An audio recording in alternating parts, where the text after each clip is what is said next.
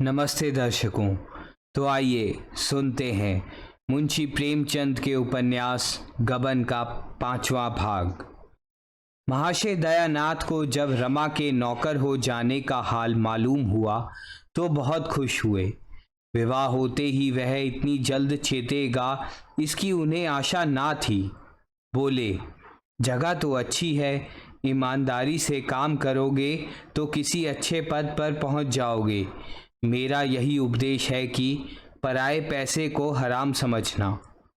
रमा के जी में आया कि साफ कह दूं, अपना उपदेश आप अपने लिए ही रखिए, यह मेरे अनुकूल नहीं है। मगर इतना बेहया ना था। दयानाथ ने फिर कहा, यह जगह तो 30 रुपए की है, तुम्हें 20 ही रुपए मिले। रमानाथ, नए आदमी को पूरा वेतन कैसे देते? शायद साल 6 महीने में बढ़ जाए, काम बहुत है। दयानाथ, तुम जवान आदमी हो, काम से ना घबराना चाहिए। रमा ने दूसरे दिन नया सूट बनवाया और फैशन की कितनी ही चीज़ें खरीदी। ससुराल से मिले हुए रुपए कुछ बच रहे थे, कुछ मित्रों से उधार ले लिए। वह साहबी ठाट बनाकर सारे दफ्तर पर रोब जमाना चाहता था। कोई उससे वेतन तो पूछेगा नहीं, महाजन लोग उसका ठाट बाट देखकर सहम जाएंगे। वह जानता था अच्छी आमदनी तभी हो सकती है जब अच्छा ठाट हो। सड़क के चौकीदार को 1 पैसा काफ़ी समझा जाता है, लेकिन उसकी जगह सार्जेंट हो तो किसी की हिम्मत ही ना पड़ेगी कि उसे 1 पैसा दिखाए। फटे हाल भिखारी के लिए चुटकी बहुत समझी जाती है, लेकिन गेरुए रेशम धारण करने वाले बाबा जी को लज्जाते लज्जाते भी 1 रुपया देना ही पड़ता है। बेख और बीख में सनातन में से मित्रता है। तीसरे दिन रमा कोट पैंट पहनकर और हैट लगाकर निकला तो उसकी शान ही कुछ और हो गई। चपरासियों ने झुककर सलाम किए। रमेश बाबू से मिलकर जब वह अपने काम का चार्ज लेने आया तो देखा एक बरामदे में फटी हुई मैली दरी पर एक मियाँ साहब संदूक पर रजिस्टर फैलाए बैठे हैं और व्यापारी लोग उन्हें चारों तरफ से घेरे खड़े हैं। सामने गाड़ियों, ठेलों और इक्कों का बाजार लगा हुआ है। सभी अपने अपने काम की जल्दी मचा रहे हैं। कहीं लोगों में गाली गलौज हो रही है, कहीं चपरासियों में हंसी दिलगी। सारा काम बड़े ही अव्यवस्थित रूप से हो रहा है।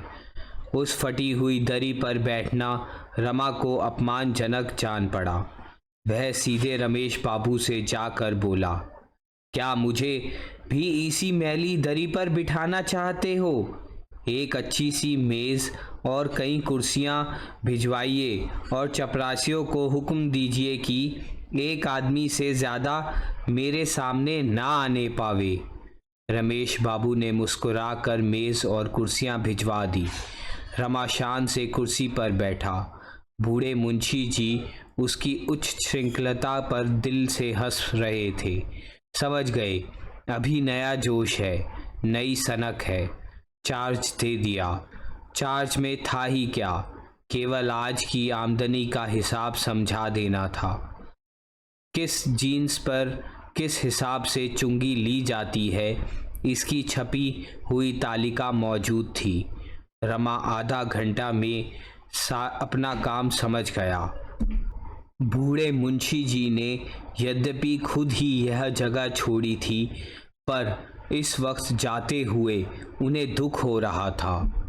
इसी जगह वह 30 साल से बराबर बैठते चले आते थे। इसी जगह की बदौलत उन्होंने धन और यश दोनों ही कमाया था।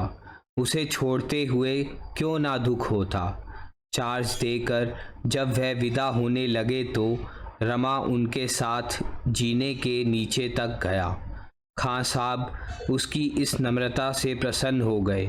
मुस्कुराकर बोले, हर एक बिल्टी पर एक आना बंधा हुआ है, खुली हुई बात है, लोग शौक से देते हैं, आप अमीर आदमी हैं, मगर रस्म ना बिगाड़िएगा।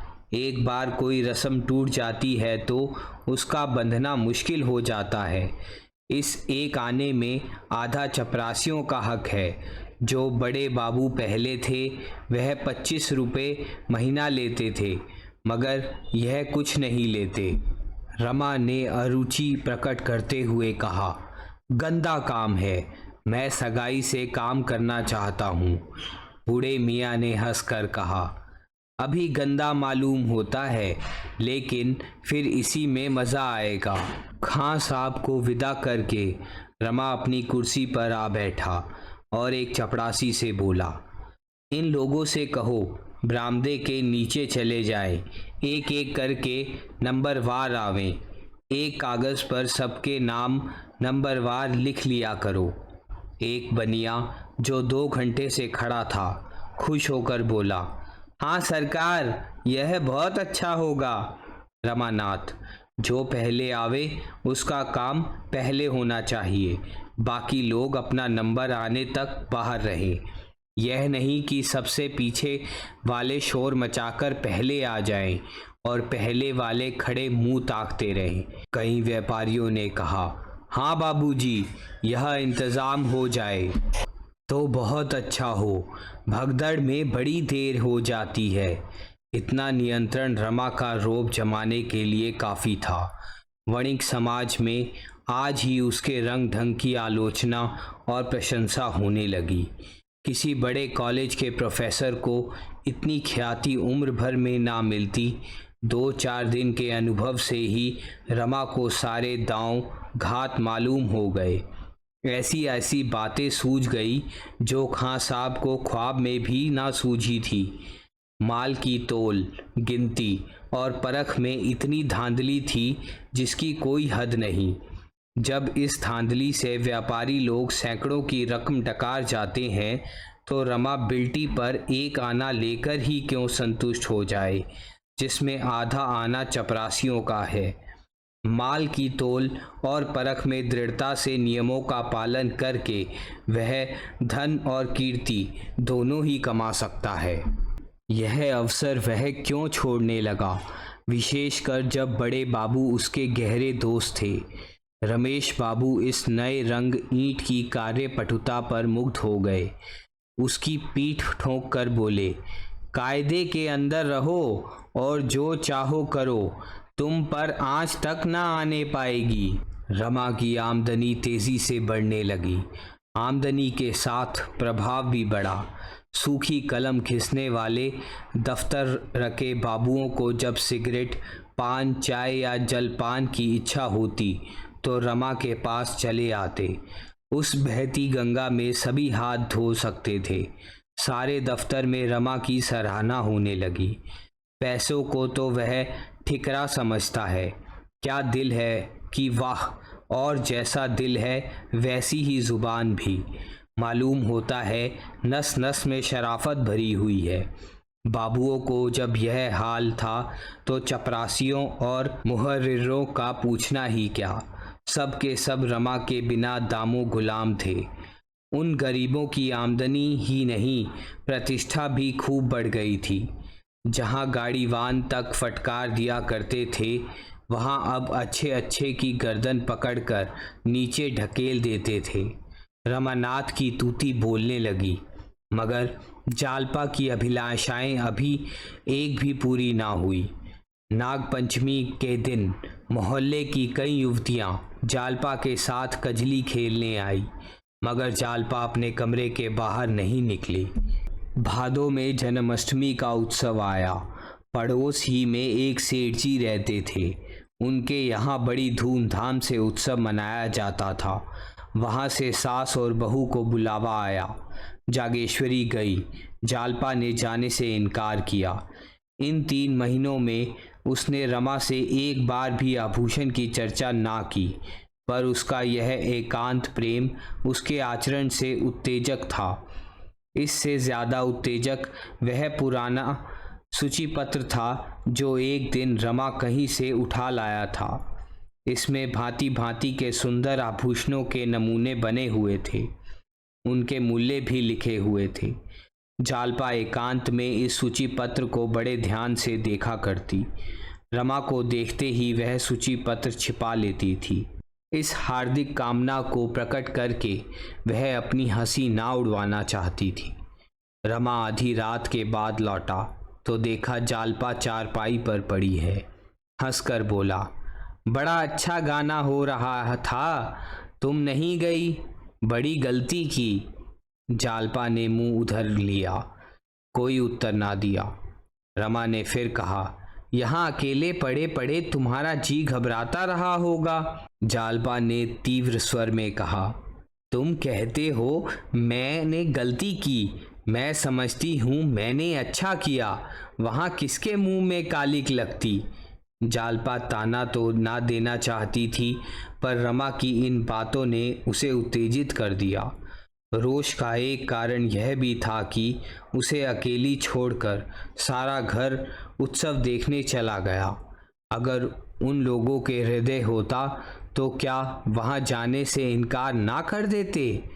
रमा ने लज्जित होकर कहा, कालिख लगने की तो कोई बात ना थी, सभी जानते हैं कि चोरी हो गई है और इस ज़माने में 2-4 हज़ार के गहने बनवा लेना मुंह का कौर नहीं है। चोरी का शब्द जबान पर लाते हुए रमा का हृदय धड़क उठा। जालपा पति की ओर तीव्र दृष्टि से देख कर रह गई और कुछ बोलने से बात बढ़ जाने का भय था, पर रमा को उसकी दृष्टि से ऐसा भासित हुआ मानो उसे चोरी का रहस्य मालूम है और वह केवल संकोच के कारण उसे खोलकर नहीं कह रही है। उसे उस स्वप्न की बात भी याद आई जो जालपा ने चोरी की रात को देखा था। वह दृष्टि बाण के समान उसके हृदय को छेदने लगी। उसने सोचा, शायद मुझे भ्रम हुआ। इस दृष्टि में रोष के सिवा और कोई भाव नहीं था, मगर यह कुछ बोलती क्यों नहीं, चुप क्यों हो गई। उसका चुप हो जाना ही गजब था। अपने मन का संशय मिटाने और जालपा के मन की था लेने के लिए रमा ने मानो डुब्बी मारी। यह कौन जानता था कि डोली से उतरते ही यह विपत्ति तुम्हारे स्वागत करेगी। जालपा आंखों में आंसू भरकर बोली, तो मैं तुमसे गहनों के लिए रोती तो नहीं हूँ। भाग्य में जो लिखा था वह हुआ, आगे भी वही होगा जो लिखा है। जो औरतें गहने नहीं पहनती, क्या उनके दिन नहीं कटते। इस वाक्य ने रमा का संशय तो मिटा दिया, पर इसमें जो तीव्र वेदना छिपी हुई थी वह उससे छिपी ना रही। इन 3 महीनों में बहुत प्रयत्न करने पर भी वह 100 रुपये से अधिक संग्रह ना कर सका था।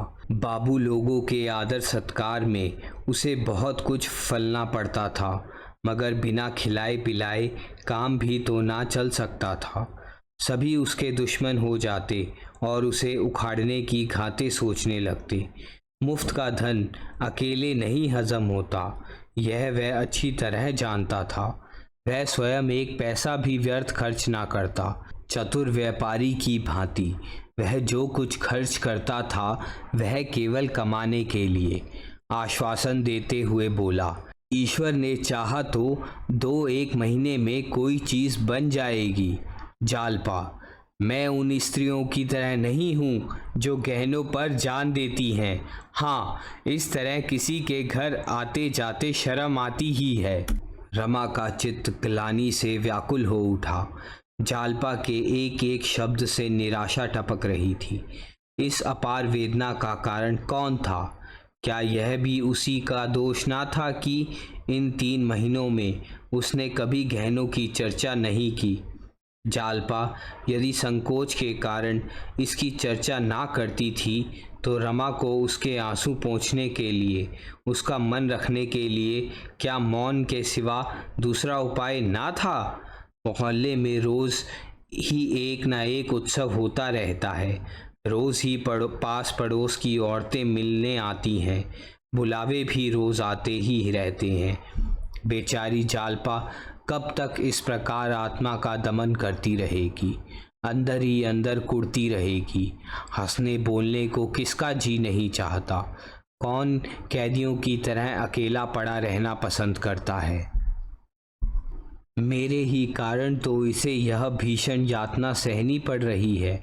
उसने सोचा, क्या किसी सराफ से गहने उधार नहीं लिए जा सकते। कई बड़े सराफों से उसका परिचय था, लेकिन उनके वह यह बात कैसे कहता। कहीं वे इनकार कर दें तो यह संभव है बहाना करके टाल दें। उसने निश्चय किया कि अभी उधार लेना ठीक ना होगा। कहीं वादे पर रुपए ना दे सका तो व्यर्थ में थुक्का फजीहत होगी, लज्जित होना पड़ेगा। अभी कुछ दिन और धैर्य से काम लेना चाहिए। सहसा उसके मन में आया, इस विषय में जालपा की राय लूं, देखूं वह क्या कहती है। अगर उसकी इच्छा हो तो किसी सराफ से वादे पर चीज़ें ले ली जाएं। मैं इस अपमान और संकोच को सह लूँगा। जालपा को संतुष्ट करने के लिए कि उसके गहनों की उसे कितनी फिक्र है, बोला, तुमसे एक सलाह करना चाहता हूँ, पूछूं या ना पूछूं। जालपा को नींद आ रही थी। आंखें बंद किए हुए बोली, अब सोने दो भाई, सवेरे उठना है। रमानाथ, अगर तुम्हारी राय हो तो किसी सराफ से वादे पर गहने बनवा लाऊं, इसमें कोई हर्ज तो है नहीं। जालपा की आंखें खुल गई। कितना कठोर प्रश्न था किसी मेहमान से पूछना। कहिए तो आपके लिए भोजन लाऊं, कितनी बड़ी अशिष्टता है। इसका तो यही आशय है कि हम मेहमान को खिलाना नहीं चाहते। रमा को चाहिए था कि चीज़ें लाकर जालपा के सामने रख देता। उसके बार बार पूछने पर भी यही कहना चाहिए था कि दाम लेकर लाया हूँ, तब वह अलबत्ता खुश होती। इस विषय में उसकी सलाह लेना घाव पर नमक छिड़कना था। रमा की ओर अविश्वास की आंखों से देखकर बोली, मैं तो गहनों के लिए इतनी उत्सुक नहीं हूँ। रमानाथ, नहीं, यह बात नहीं।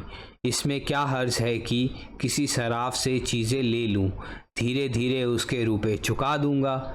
जालपा ने दृढ़ता से कहा, नहीं, मेरे लिए कर्ज लेने की ज़रूरत नहीं। मैं वैश्या नहीं हूँ कि तुम्हें नोच खसोट कर अपना रास्ता लूँ। मुझे तुम्हारे साथ जीना और मरना है। अगर मुझे सारी उम्र बेगहनों के रहना पड़े तो भी मैं कुछ लेने को ना कहूँगी। औरतें गहनों की इतनी भूखी नहीं होती। घर के प्राणियों को संकट में डालकर गहने पहनने वाली दूसरी होंगी।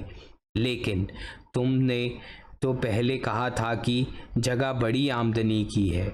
मुझे तो कोई विशेष बचत दिखाई नहीं देती। रमानाथ, बचत तो ज़रूर होती और अच्छी होती, लेकिन जब अहलकारों के मारे बचने भी पाए, सब शैतान सिर पर सवार रहते हैं। मुझे पहले ना मालूम था कि यहाँ इतने प्रेतों की पूजा करनी होगी। जालपा, तो अभी कौन सी जल्दी है, बनते रहेंगे धीरे धीरे। रमानाथ, खैर तुम्हारी सलाह है तो एक आधा महीना और चुप रहता हूँ। मैं सबसे पहले कंगन बनवाऊंगा। जालपा ने गदगद होकर कहा, तुम्हारे पास अभी इतने रुपए कहाँ होंगे। रमानाथ, इसका उपाय तो मेरे पास है। तुम्हें कैसे कंगन पसंद है। जालपा अब अपने कृत्रिम संयम को ना निभा सकी। अलमारी में से आभूषणों का सूची पत्र निकालकर रमा को दिखाने लगी। इस समय वह इतनी तत्पर थी मानो सोना लाकर रखा हुआ है, सुनार बैठा हुआ है, केवल डिज़ाइन ही पसंद करना बाकी है। उसने सूची के 2 डिज़ाइन पसंद किए। दोनों वास्तव में बहुत ही सुंदर थे, पर रमा उनका मूल्य देखकर सन्नाटे में आ गया। एक 1000 का था, दूसरा 800 का। रमानाथ, ऐसी चीज़ें तो शायद यहाँ बन भी ना सके, मगर कल मैं ज़रा सराफ की सैर करूँगा। जालपा ने पुस्तक बंद करते हुए करुण स्वर में कहा, इतने रुपए ना जाने तुम्हारे पास कब तक होंगे। बनेंगे बनेंगे, नहीं कौन कोई गहनों के बिना मरा जाता है। रमा को आज इसी उधेड़ बुन में बड़ी रात तक नींद ना आई। ये जड़ायु कंगन इन गोरी गोरी कलाइयों पर कितने खिलेंगे, यह मोह स्वप्न देखते देखते उसने ना जाने कब नींद आ गई।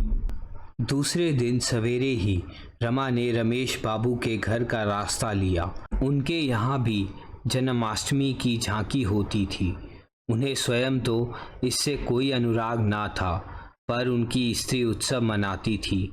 उसी की यादगार में अब तक यह उत्सव मनाते जाते थे। रमा को देखकर बोले, आओ जी, रात क्यों नहीं आए? मगर यहाँ गरीबों के घर क्यों आते? सेठ जी की झांकी कैसे छोड़ा देते? खूब बाहर रही होगी। रमानाथ, आपकी सी सजावट तो ना थी, हाँ, और सालों से अच्छी थी। कई कथक और वेश्याएं भी आई थी। मैं तो चला आया था, मगर सुना रात भर गाना होता रहा। रमेश, सेठ जी ने तो वचन दिया था कि वेश्याएं ना आने पावेंगी, फिर यह क्या किया? इन मूर्खों के हाथों हिंदू धर्म का सर्वनाश हो जाएगा। एक तो वेश्याओं का नाम यूं ही बुरा, उस पर ठाकुर द्वारे में छी छी छी, ना जाने इन गधों को कब अकल आवेगी। रमानाथ, वेश्याएं ना हो तो झांकी देखने जाए ही कौन? सभी तो आपकी तरह योगी और तपस्वी नहीं हैं। रमेश, मेरा वश चले तो मैं कानून से यह दुराचार बंद कर दूं। खैर, फुर्सत हो तो आओ, एक आधा बाजी हो जाए। रमानाथ, और आया किस लिए हूँ, मगर आज आपको मेरे साथ जरा सराफ तक चलना पड़ेगा। यूं कई बड़ी बड़ी कोठियों से मेरा परिचय है, मगर आपके रहने से कुछ और ही बात होगी। रमेश, चलने को चलूँगा, मगर इस विषय में मैं बिल्कुल कोरा हूँ। ना कोई चीज़ बनवाई ना खरीदी। तुम्हें क्या कुछ लेना है? रमानाथ, लेना देना क्या है, ज़रा भाव ताव देखूँगा। रमेश, मालूम होता है घर में फटकार पड़ी है। रमानाथ, जी बिल्कुल नहीं, वह तो जेवरों का नाम तक नहीं लेती। मैं कभी पूछता भी हूँ तो मना करती है, लेकिन अपना कर्तव्य भी तो कुछ है। जब से गहने चोरी चले गए, एक चीज़ भी नहीं बनी। रमेश, मालूम होता है कमाने का ढंग आ गया। क्यों ना हो, कायस्थ के बच्चे को कितने रुपए जोड़ लिए? रमानाथ, रुपए किसके पास हैं, वादे पर लूँगा। रमेश, इस कबख्त में ना पड़ो। जब तक रुपए हाथ में ना हो, बाजार की तरफ जाओ ही मत। गहनों से तो बुढ़े नहीं, बीवियां का दिल खुश किया करते हैं। उन बेचारों के पास गहनों के सिवा होता ही क्या है। जवानों के लिए और बहुत से लटके हैं। यूँ मैं चाहूँ तो 2-4 हज़ार का माल दिलवा सकता हूँ, मगर भाई कर्ज की लत बुरी है। रमानाथ, मैं 2-3 महीनों से सब रुपए चुका दूंगा। अगर मुझे इसका विश्वास ना होता तो मैं जिक्र ही ना करता। रमेश, 2-3 महीने और सब्र क्यों नहीं कर जाते? कर्ज में बड़ा पाप दूसरा नहीं, ना इससे बड़ी विपत्ति दूसरी है। जहाँ एक बार धड़का खुला कि तुम आए दिन सराफ की दुकान पर खड़े नजर आओगे। बुरा ना मानना, मैं जानता हूँ तुम्हारी आमदनी अच्छी है, पर भविष्य के भरोसे पर और चाहे जो काम करो, लेकिन कर्ज कभी मत लो। गहनों का मर्ज ना जाने इस दरिद्र देश में कैसे फैल गया। जिन लोगों के भोजन का ठिकाना नहीं, वे भी गहनों के पीछे प्राण देते हैं। हर साल अरबों रुपए केवल सोना चांदी खरीदने में व्यय हो जाते हैं। संसार के और किसी देश में इन धातुओं की इतनी खपत नहीं, तो बात क्या है? उन्नत देशों में धन व्यापार में लगता है, जिससे लोगों की परवरिश होती है और धन बढ़ता है। यहाँ धन श्रृंगार में खर्च होता है। उसमें उन्नति और उपकार की जो दो महान शक्तियाँ हैं, उन दोनों ही का अंत हो जाता है। बस यही समझ लो कि जिस देश के लोग जितने ही मूर्ख होंगे वहाँ जेवरों का प्रचार भी उतना ही अधिक होगा। यहाँ तो खैर नाक कान छिदा कर ही रह जाते हैं, मगर कई ऐसे देश भी हैं जहाँ होंठ छेद कर लोग गहने पहनते हैं।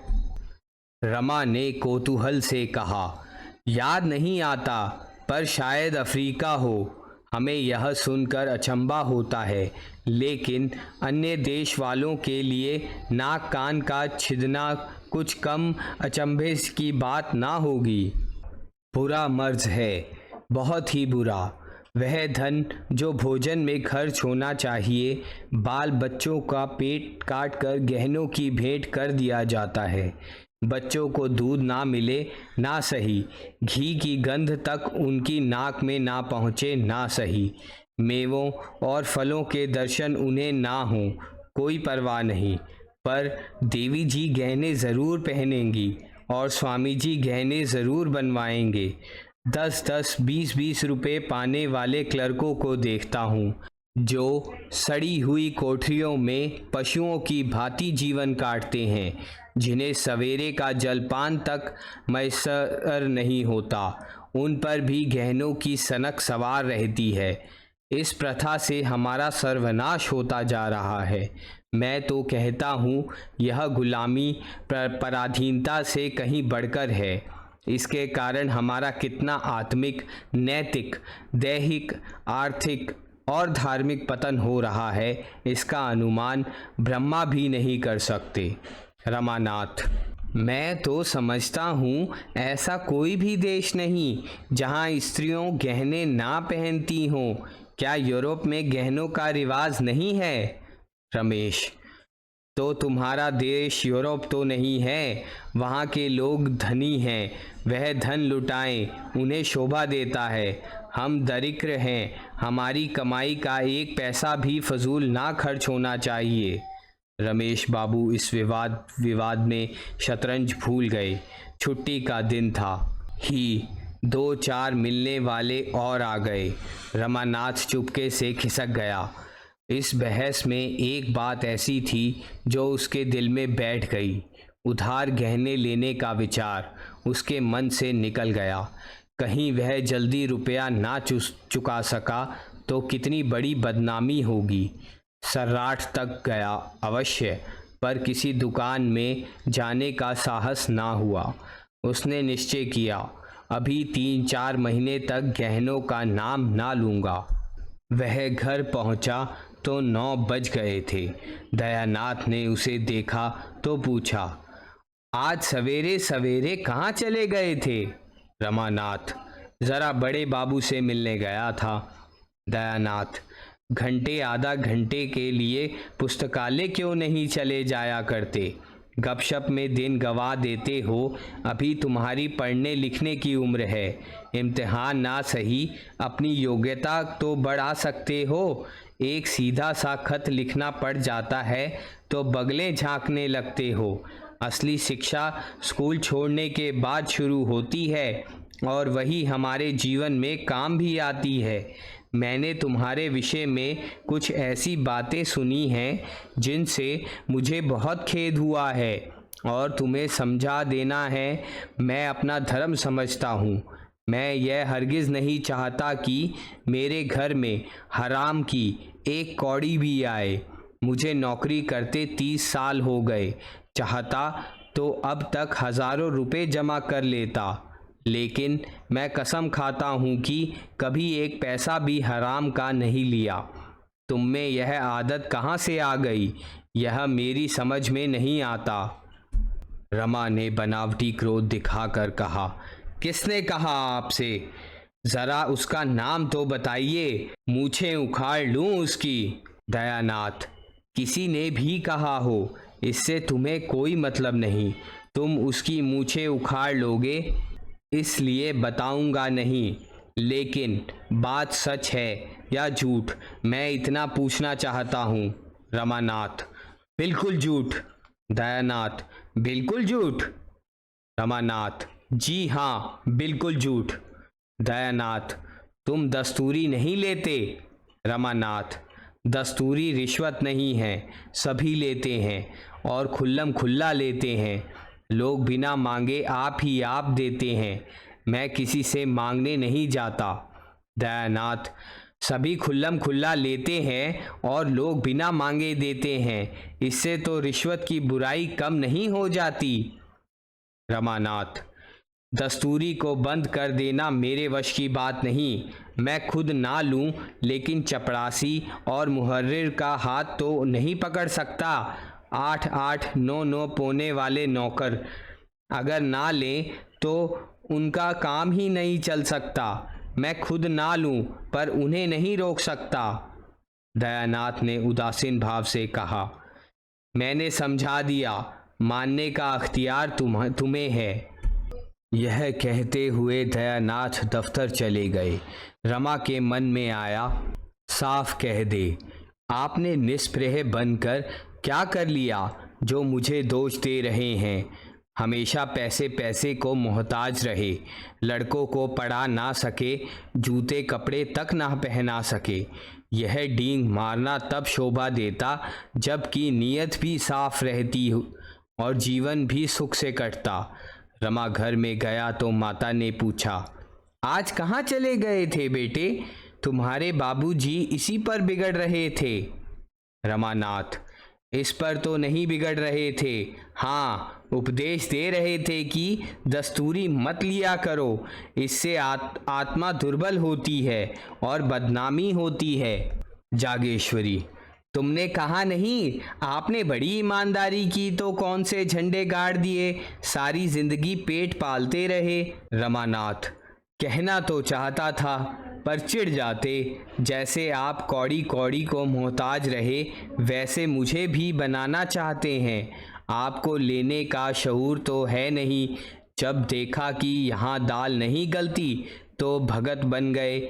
यहाँ ऐसे धोंदा बसंत नहीं है, बनियों से रुपए ऐंठने के लिए अकल चाहिए, दिल लगी नहीं। जहाँ किसी ने भगतपन किया और मैं समझ गया बुद्धू है, लेने की तमीज़ नहीं, क्या करे बेचारा, किसी तरह आंसू तो पोंछे।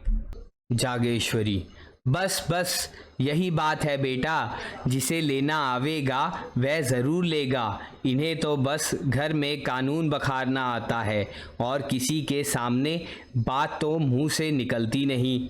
रुपए निकाल लेना तो मुश्किल है। रमा दफ्तर जाते समय ऊपर कपड़े पहनने गया तो जालपा ने उसे 3 लिफाफे डाक में छोड़ने के लिए दिए। इस वक्त उसने तीनों लिफाफे जेब में डाल लिए, लेकिन रास्ते में उन्हें खोलकर चिट्ठियां पढ़ने लगा। चिट्ठियां क्या थी? विपत्ति और वेदना का करुण विलाप था जो उसने अपनी तीनों सहेलियों को सुनाया था। तीनों का विषय एक ही था, केवल भावों का अंतर था। जिंदगी पहाड़ हो गई है, ना रात को नींद आती है ना दिन को आराम। पति देव को प्रसन्न करने के लिए कभी कभी हंस बोल लेती हूँ, पर दिल हमेशा रोया करता है। ना किसी के घर जाती हूँ, ना किसी को मुंह दिखाती हूँ। ऐसा जान पड़ता है कि यह शोक मेरी जान ही लेकर छोड़ेगा। मुझे वादे तो रोज़ किए जाते हैं, रुपए जमा हो रहे हैं, सुनार ठीक किया जा रहा है, डिज़ाइन तय किया जा रहा है, पर यह सब धोखा है और कुछ नहीं। रमा ने तीनों चिट्ठियाँ जेब में रख ली। डाक खाने सामने से निकल गया, पर उसने उन्हें छोड़ा नहीं। यह अभी तक यही समझती है कि मैं इसे धोखा दे रहा हूँ। क्या करूँ, कैसे विश्वास दिलाऊं? अगर अपना वश होता तो इसी वक्त आभूषणों के टोकरे भर भर जालपा के सामने रख देता। उसे किसी बड़े सराफ की दुकान पर ले जाकर कहता, तुम्हें जो जो चीज़ें लेनी हो ले लो। कितनी अपार वेदना है, जिसने विश्वास का भी अपहरण कर लिया है। उसको आज उस चोट का सच्चा अनुभव हुआ जो उसने झूठी मर्यादा की रक्षा में उसे पहुंचाई थी। अगर वह जानता उस अभिनय का यह फल होगा तो कदाचित अपनी डींगों का पर्दा खोल देता। क्या ऐसी दशा में भी जब जालपा इस शोक ताप से फूंकी जा रही थी, रमा को कर्ज लेने में संकोच करने की जगह थी? उसका हृदय कातर हो उठा। उसने पहली बार सच्चे हृदय से ईश्वर से याचना की, भगवन, मुझे चाहे दंड देना, पर मेरी जालपा को मुझसे मत छीनना। इससे पहले मेरे प्राण हर लेना। उसके रोम रोम से आत्मध्वनि सी निकलने लगी, ईश्वर, ईश्वर, मेरी दीन दशा पर दया करो। लेकिन इसके साथ ही उसे जालपा पर क्रोध भी आ रहा था। जालपा ने क्यों मुझसे यह बात नहीं कही? मुझसे क्यों पर्दा रखा? और मुझसे पर्दा रख कर अपनी सहेलियों से यह दुखड़ा रोया। बरामदे में माल तोला जा रहा था, मेज़ पर रुपए पैसे रखे जा रहे थे और रमा चिंता में डूबा बैठा हुआ था। किससे सलाह ले? उसने विवाह ही क्यों किया? सारा दोष उसका अपना था। जब वह घर की दशा जानता था तो क्यों उसने विवाह करने से इनकार नहीं कर दिया? आज उसका मन काम में नहीं लगता था। समय से पहले ही उठकर चला गया। जालपा ने उसे देखते ही पूछा, मेरी चिट्ठियां छोड़ तो नहीं दी? रमा ने बहाना किया, अरे इनकी तो याद ही नहीं रही, जेब में पड़ी रह गई। जालपा, यह बहुत अच्छा हुआ, लाओ मुझे दे दो, अब ना भेजूंगी। रमानाथ, क्यों, कल भेज दूंगा। जालपा, नहीं, अब मुझे भेजना नहीं है। कुछ ऐसी बातें लिख गई थी जो मुझे ना लिखनी चाहिए थी। अगर तुमने छोड़ दी होती तो मुझे दुख होता। मैंने तुम्हारी निंदा की थी। यह कहकर वह मुस्कुराई। रमानाथ, जो बुरा है, दगाबाज है, धूर्त है, उसकी निंदा होनी ही चाहिए। जालपा ने व्यग्र होकर पूछा, तुमने चिट्ठियां पढ़ ली तो नहीं? रमा ने निसंकोच भाव से कहा, हाँ, यह कोई अक्षम्य अपराध है। जालपा कातर स्वर में बोली, तब तो तुम मुझसे बहुत नाराज होगे। आंसुओं के आवेग से जालपा की आवाज़ रुक गई। उसका सिर झुक गया और झुकी हुई आंखों में आंसुओं की बूंदें आंचल पर फिरने लगी। एक क्षण में उसने स्वर को संभाल कर कहा, मुझसे बड़ा भारी अपराध हुआ है, जो चाहो सज़ा दो, पर मुझसे अप्रसन्न मत हो। ईश्वर जानते हैं तुम्हारे जाने के बाद मुझे कितना दुख हुआ। मेरी कलम से ना जाने कैसे ऐसी बातें निकल गई। जालपा जानती थी कि रमा को आभूषणों की चिंता मुझसे कम नहीं है, लेकिन मित्रों से अपनी व्यथा कहते समय हम बहुधा अपना दुख बढ़ा कर कहते हैं। जो बातें पर्दे की समझी जाती हैं, उनकी चर्चा करने से एक तरह का अपमान जाहिर होता है। हमारे मित्र समझते हैं हमसे ज़रा भी दुराव नहीं रखता और उन्हें हमसे सहानुभूति हो जाती है। अपनापन दिखाने की यह आदत औरतों में कुछ अधिक होती है। रमा जालपा के आंसू पोंछते हुए बोला, मैं तुमसे अप्रसन्न नहीं हूँ प्रिय। अप्रसन्न होने की तो बात ही नहीं, आशा का विलंब ही दुराशा है। क्या मैं इतना नहीं जानता? अगर तुमने मुझे मना ना कर दिया होता तो अब तक मैंने किसी ना किसी तरह दो एक चीज़ें अवश्य ही बनवा दी होती। मुझसे भूल यही हुई कि तुमसे सलाह ली। यह तो वैसा ही है जैसे मेहमान को पूछ पूछ कर भोजन दिया जाए। उस वक्त मुझे यह ध्यान ना रहा कि संकोच में आदमी इच्छा होने पर भी नहीं नहीं करता है। ईश्वर ने चाहा तो तुम्हें बहुत दिनों का इंतज़ार ना करना पड़ेगा। जालपा ने संचित नज़रों से देखकर कहा, तो क्या उधार लाओगे? रमानाथ, हाँ, उधार लाने में कोई हर्ज नहीं है। जब सूद नहीं देना है तो जैसे नगद वैसे उधार। ऋण से दुनिया का काम चलता है।